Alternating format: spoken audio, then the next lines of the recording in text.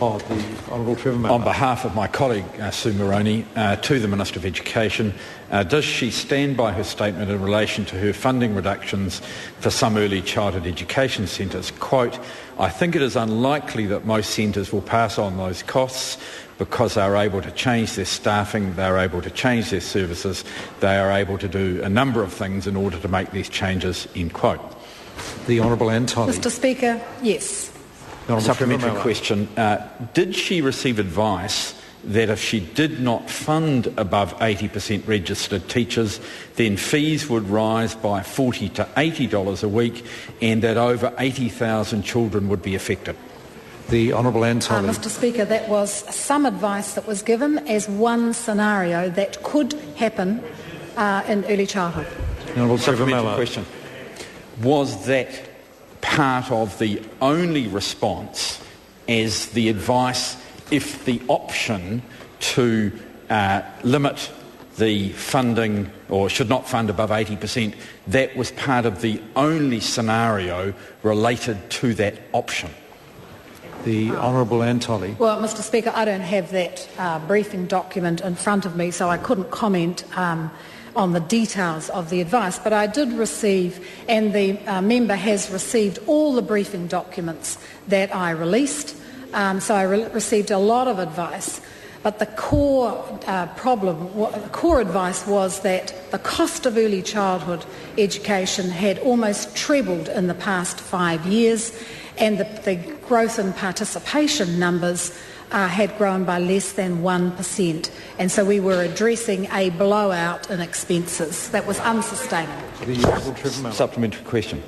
Will early childhood education providers who retain 100% trained staff be able to charge a fee to cover the additional costs of having those trained staff for the 20-hour component for 3 and 4-year-olds? The Honourable Anne Tolley. We haven't changed those restrictions on 20 hours. Supplementary question. Louise, point of order. Point of order, the Honourable Trevor Mallard. Mr Speaker, while there was a response which said we haven't changed, I'm not sure that anyone in the House actually knows whether the answer to that is yes or no. Well, order. Mr. Speaker, and Mr. Speaker, I will point out that the Minister has... No. The Minister was fine to that point. He doesn't need to point out anything further.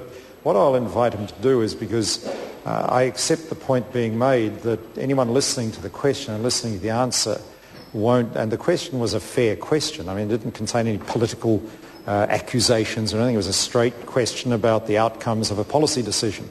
Anyone listening to the answer, I'm not sure would be, as the member suggests, aware of what it meant, and I invite him to repeat his question. Will early childhood education providers who retain 100% trained staff be allowed to charge a fee to cover their additional costs of those staff for the 20-hour component for 3 and 4-year-olds? Mr Speaker, this government has maintained the previous government's fee controls which prevent compulsory top-up charges. Louise Upston.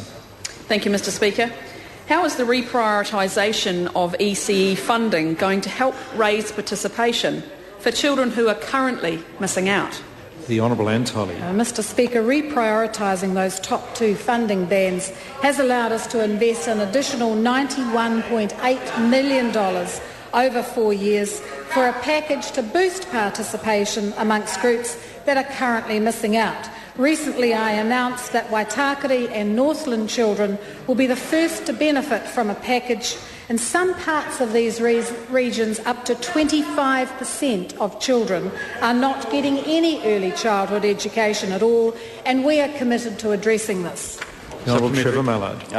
In light of her response to my last supplementary question, why then did she tell the New Zealand Kindergarten Association's conference that in order to make up the difference for the 3 and 4-year-olds and the costs of the trained staff which are not being covered, that they should, quote, go for it and increase their fees?